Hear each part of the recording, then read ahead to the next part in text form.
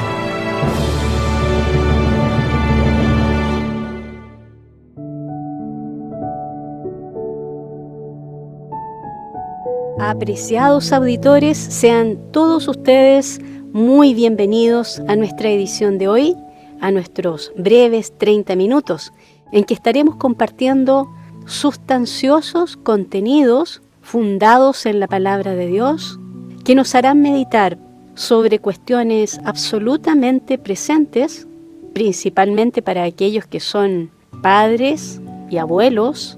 Este programa les aportará muchísimo, sin siquiera explicitar situaciones muy concretas que estamos viviendo y que están afectando la formación de las mentes y los corazones de niños, adolescentes, jóvenes y adultos jóvenes. Ustedes podrán comprender todo el hilo conductor que está detrás de ello al escuchar el devocional que traemos el día de hoy, la reflexión que nos aporta el hermano Joe Owen del Ministerio Respuestas en Génesis, la lectura del Salmo 10 y el comentario a este salmo que en su tiempo escribiera el apreciado predicador Charles Spurgeon. Sin más, vamos entonces de inmediato a estos 4 profundos contenidos.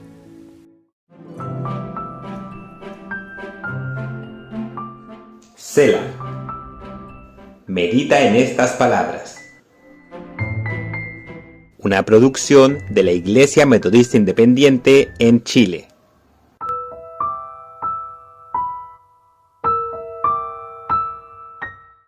Padres preocupados, por hermana Ernestina Ramírez Alfaro, miembro de la Primera Iglesia Metodista Independiente.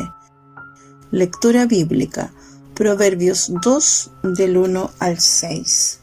Hijo mío, si tomares mis palabras y mis mandamientos guardares dentro de ti, haciendo estar atento tu oído a la sabiduría, si inclinares tu corazón a la prudencia, si clamares a la inteligencia, y a la prudencia dieres tu voz, si como a plata la buscares y la escudriñares como a tesoros, entonces entenderás el temor de Jehová, y hallarás el conocimiento de Dios, porque Jehová da la sabiduría y de su boca viene el conocimiento y la inteligencia.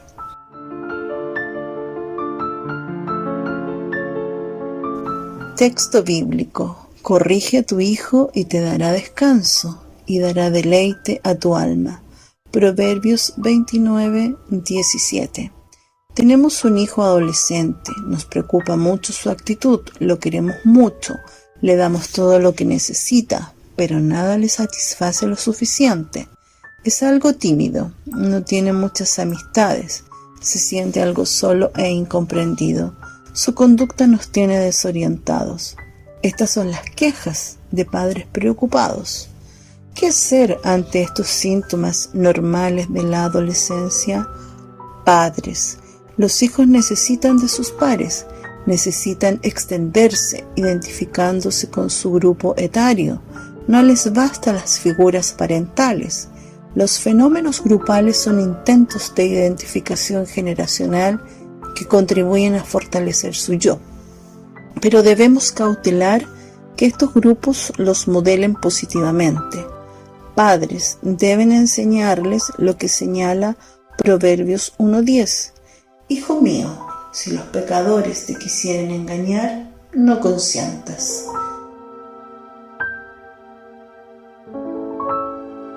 ¿En tu iglesia se auspicia la unión entre los jóvenes? Si es así, sus objetivos o metas serán beneficiosos para tu hijo adolescente.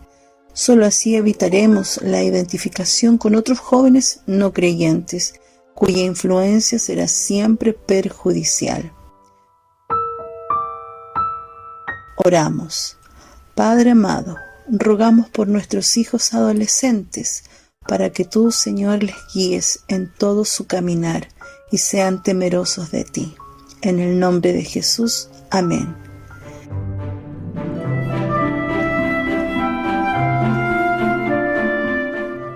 Potencia la experiencia personal con Dios de tu hijo adolescente. Amén.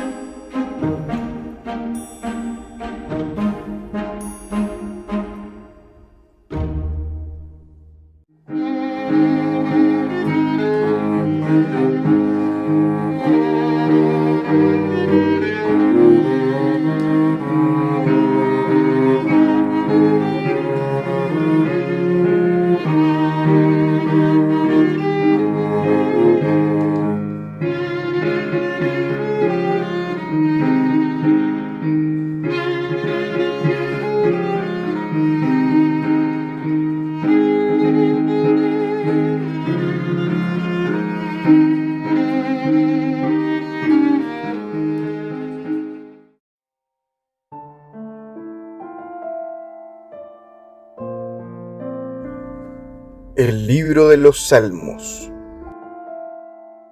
Salmo 10. ¿Por qué estás lejos, oh Jehová, y te escondes en el tiempo de la tribulación? Con arrogancia el malo persigue al pobre. Serán cogidos en los artificios que han ideado. Por cuanto se alaba el malo del deseo de su alma, y bendice al codicioso, o quien Jehová aborrece.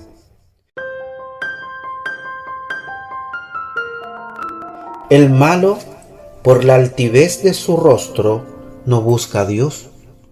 No hay Dios en todos sus pensamientos. Sus caminos son viciosos en todo tiempo. Tus juicios los tiene muy lejos de su vista. Echa bocanadas en orden a todos sus enemigos. Dice en su corazón: no seré movido en ningún tiempo, ni jamás me alcanzará el infortunio.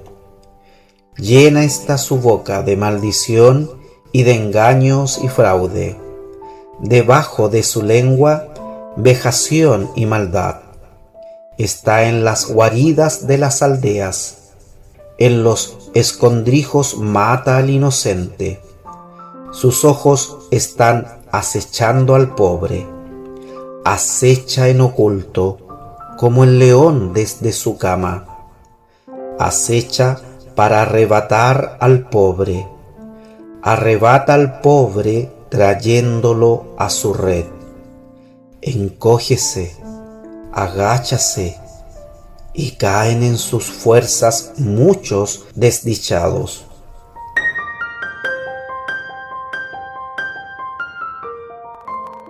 Dice en su corazón: Dios está olvidado, ha encubierto su rostro, nunca lo verá.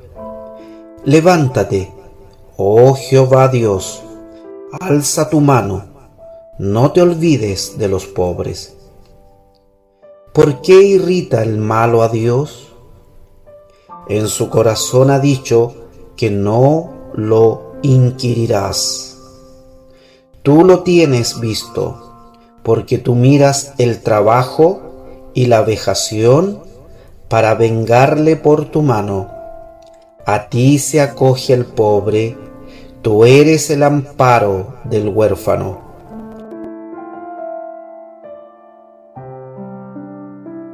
quebranta el brazo del malo. Del maligno buscarás su maldad, hasta que ninguna halles. Jehová, Rey eterno y perpetuo, de su tierra fueron destruidas las gentes. El deseo de los humildes oíste. Oh Jehová, tú dispones su corazón y haces atento tu oído para juzgar al huérfano y al pobre, a fin de que no vuelva más a hacer violencia el hombre de la tierra.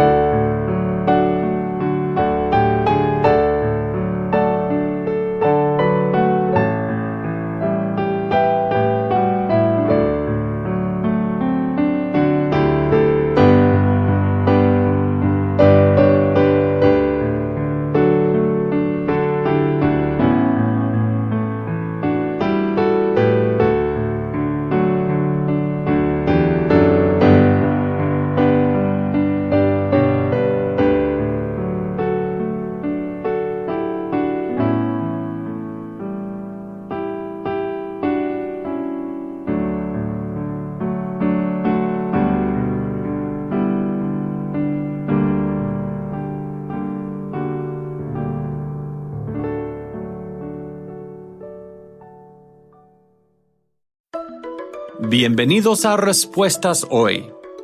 Soy Joe Owen de Respuestas en Génesis.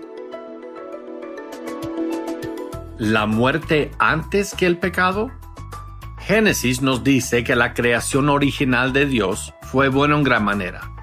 Dios le advirtió a Adán que no comiera del árbol específico o moriría. Adán eligió desobedecer a Dios. Su elección trajo la muerte a la creación. El libro de Romanos nos recuerda que es por el pecado de un hombre que todos pecamos. La escritura es clara, la muerte viene por el pecado. Sin embargo, muchos cristianos intentan encajar millones de años en el Génesis.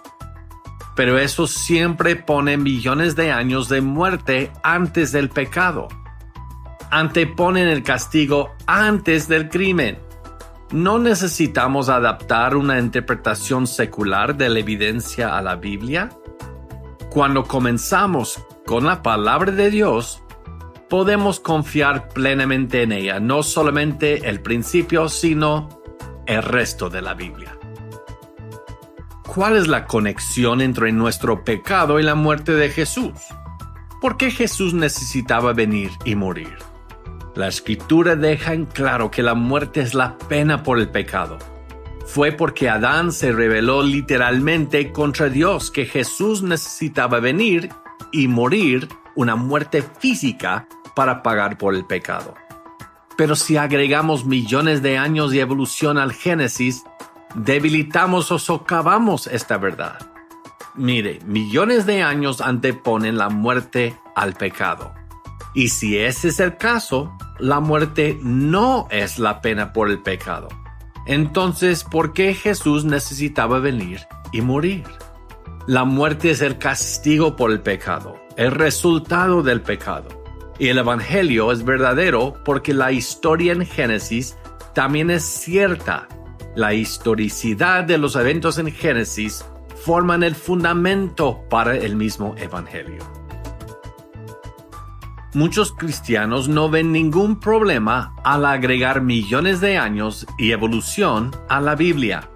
Pero lo que realmente están haciendo es agregar millones de años de muerte y sufrimiento antes del pecado. Y ese es un grave problema. Realmente es un ataque contra el mismo carácter de Dios. Si Dios usó un proceso excesivo de millones de años de muerte, enfermedad y extinción para crear, entonces no es un muy buen creador. Y cuando Dios terminó, miró una creación rota y dijo, esto es muy bueno, bueno en gran manera. Ahora, ese no es el Dios de la Biblia. La Biblia llama a la muerte un enemigo, uno que será destruido. Dios no usó la evolución para crear. Dios creó todo en 6 días y al final dijo que era bueno en gran manera. Y cuando debilitamos esa historia con ideas evolutivas, como con millones de años, realmente estamos socavando, debilitando todas nuestras doctrinas cristianas. Tengamos cuidado con esto. Dios es veraz. Si quieres aprender más sobre nuestros orígenes, el Génesis, la creación y el Evangelio, visita nuestra página web respuestasengenesis.org. respuestasengenesis.org.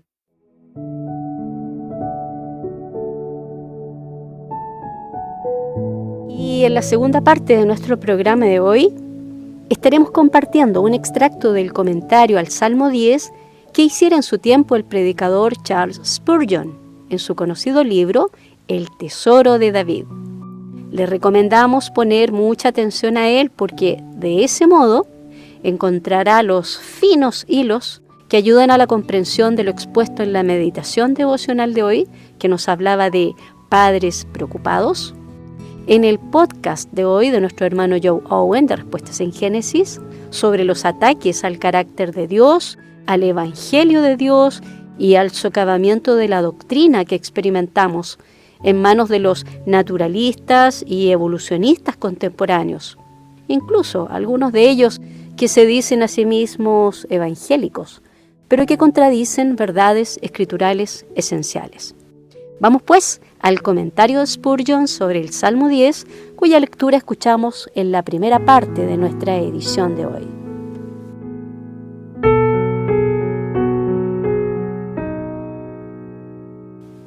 Dijo Martín Lutero sobre esta porción de las Escrituras: no hay, a juicio mío, un solo salmo que describa la mente, las costumbres, las obras, las palabras, los sentimientos y el destino del impío con tanta propiedad, plenitud y luz como este salmo, el Salmo 10.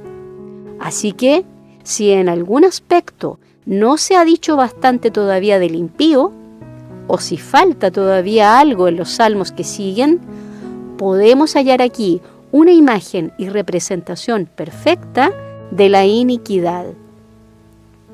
Spurgeon, al meditar en el primer versículo de este salmo, señala que la presencia de Dios es el gozo de su pueblo, pero la sospecha de su ausencia es desazonante, sin medida.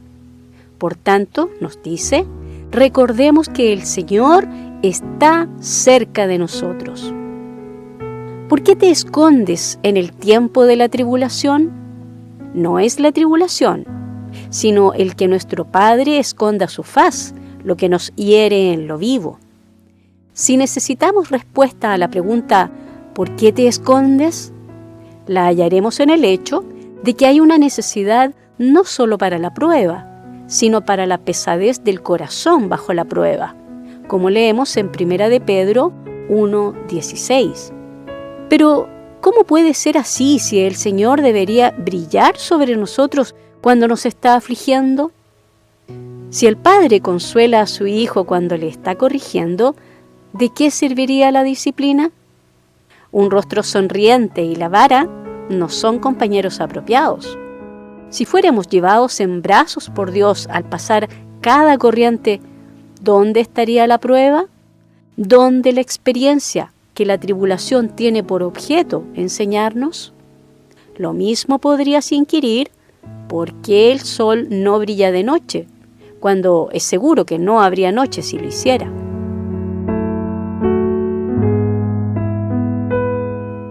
En el versículo 2 leemos: con arrogancia el malo persigue al pobre. Aquí vemos arrogancia y tiranía. La una es la raíz de la otra. El orgullo es el huevo del que nace la persecución. Spurgeon cita aquí a Richard Hooker, uno de los fundadores de la Iglesia de Inglaterra, quien afirmó: el orgullo es un vicio que se adhiere de un modo tan firme a los corazones de los hombres que si tuviéramos que quitarnos nuestras faltas una tras otra, sin duda hallaríamos que es la última y la más difícil de arrancar.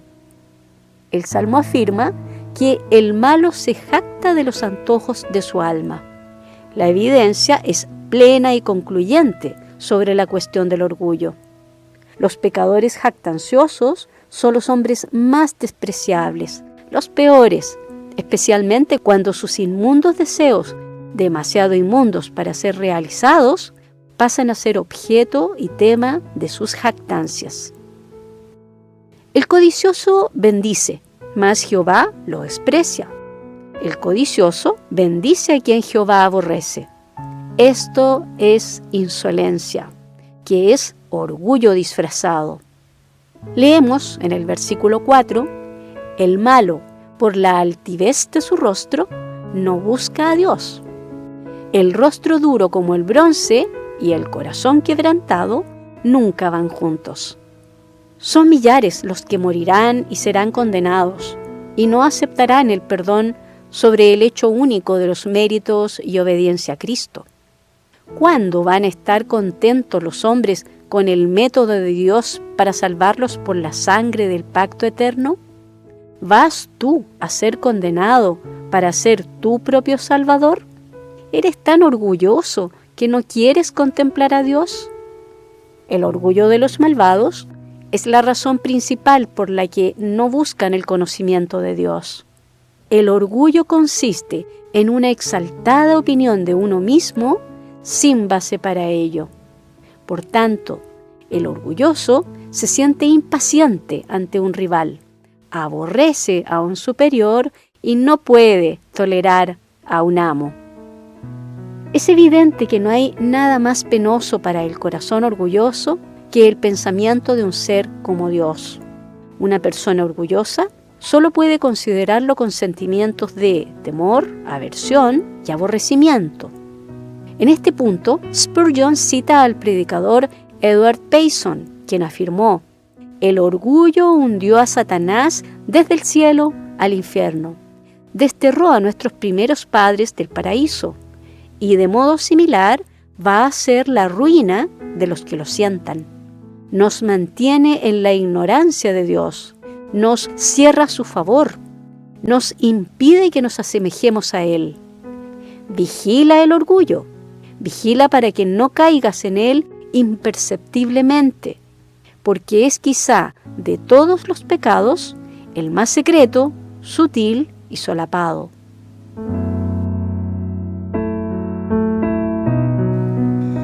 No hay Dios en ninguno de sus pensamientos, prosigue Spurgeon.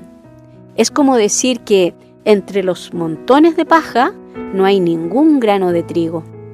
El único lugar donde no hay Dios es en los pensamientos del malvado.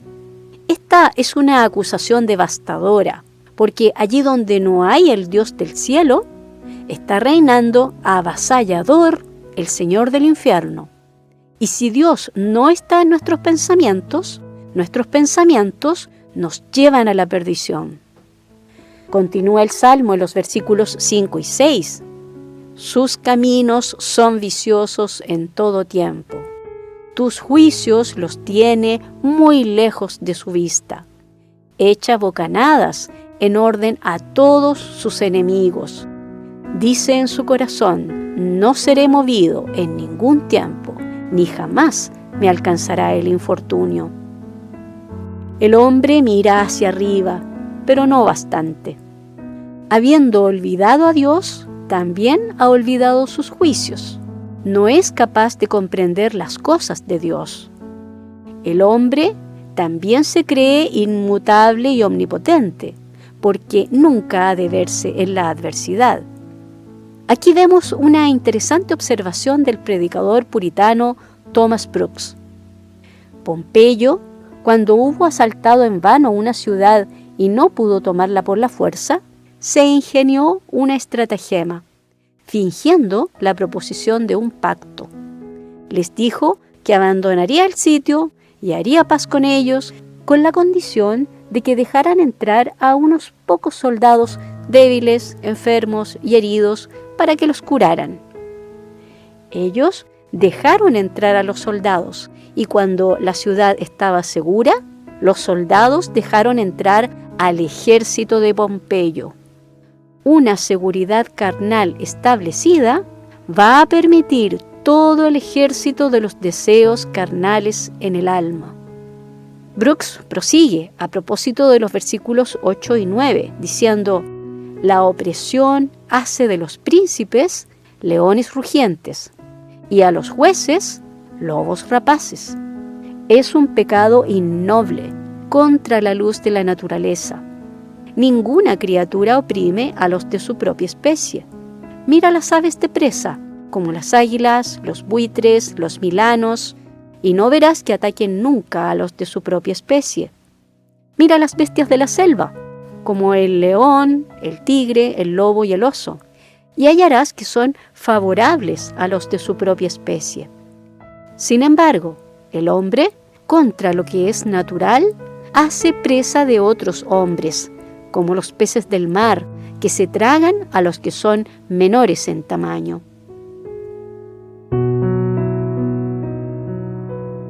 En el versículo 11 leemos: dice en su corazón, Dios está olvidado, ha encubierto su rostro, nunca lo verá. El hombre cruel se consuela a sí mismo con la idea de que Dios es ciego, o por lo menos olvidadizo. Una fantasía engañosa, realmente. Aquí, Spurgeon recuerda las palabras de otro predicador puritano, Stephen Charnock, quien señaló: los viejos pecados olvidados por los hombres quedan fijados de modo permanente en un entendimiento infinito. El tiempo no puede borrar lo que Él ha venido conociendo desde la eternidad. ¿Por qué habrían de borrarse después de muchos años de haber sido realizados si ya eran conocidos previamente antes de ser cometidos, o que el criminal pudiera practicarlos? Lo mismo sería decir que Dios no conoce de antemano lo que ocurrirá hasta el fin del mundo, como que Él va a olvidar algo de lo que ha sido efectuado desde el comienzo del mismo. Y agrega William Secker, otro clérigo inglés: como la justicia parece estar dormitando, el hombre supone que es ciega. Por el hecho de demorar el castigo, se imagina que se niega a castigarlos. Porque no siempre les reprueba los pecados, suponen que los aprueba. Pero que sepan estos, que la flecha silenciosa puede destruir lo mismo que el cañón rugiente. Aunque la paciencia de Dios es duradera, no es permanente.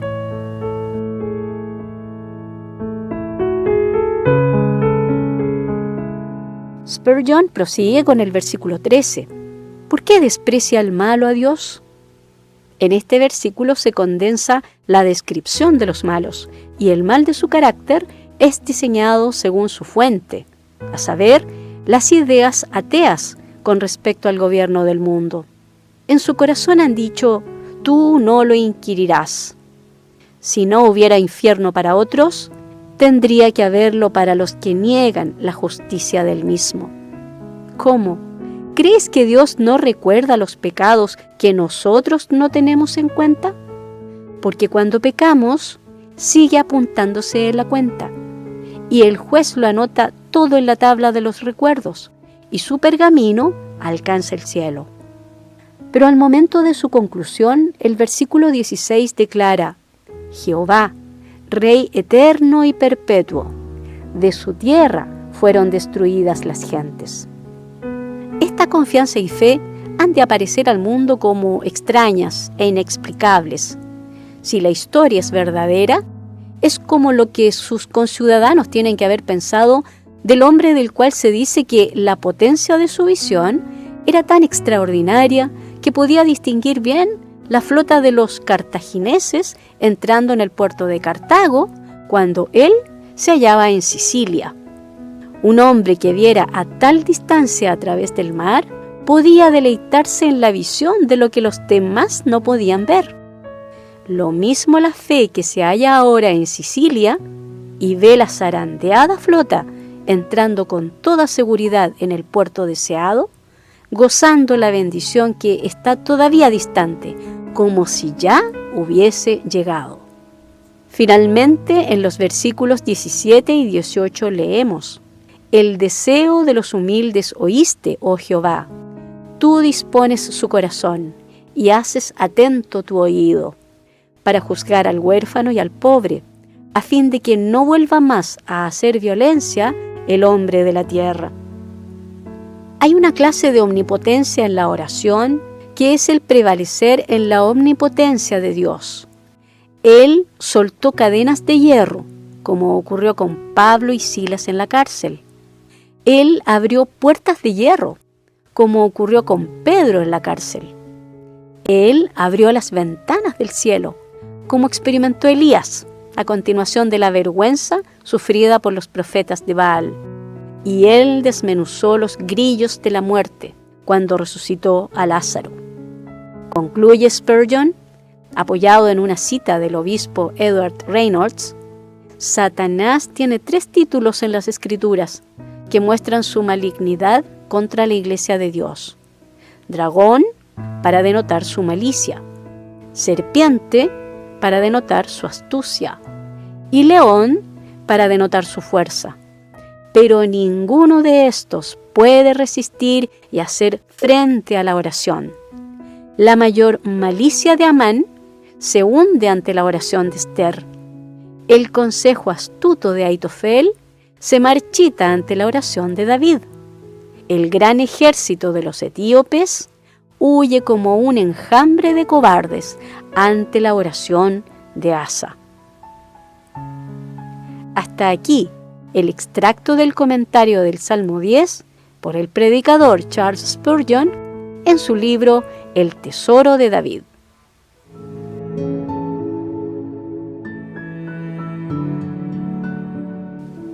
Y de este modo estamos concluyendo nuestra edición de hoy.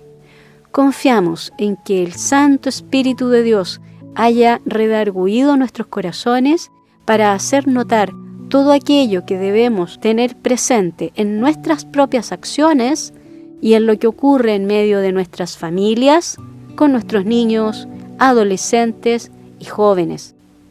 Los dejamos invitados para nuestra próxima edición de Palabra Fiel. El Señor les bendiga muy abundantemente.